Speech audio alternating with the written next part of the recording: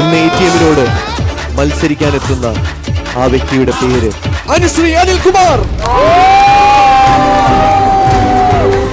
ഇഷ്ടം പോലെ വേദി ചെന്നിട്ടോ ഒന്ന് കിട്ടാതെ തിരിച്ചു പോയിട്ടുണ്ട്. സന്തോഷം.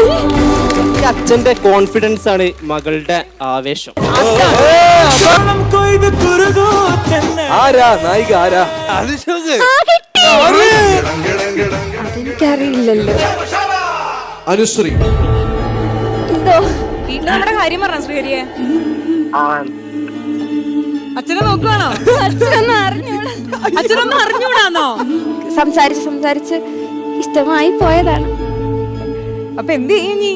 ഒരു കുഴപ്പമില്ല, എപ്പ പറഞ്ഞാലും നമ്മൾക്ക് കുഴപ്പമില്ല. അതാണ്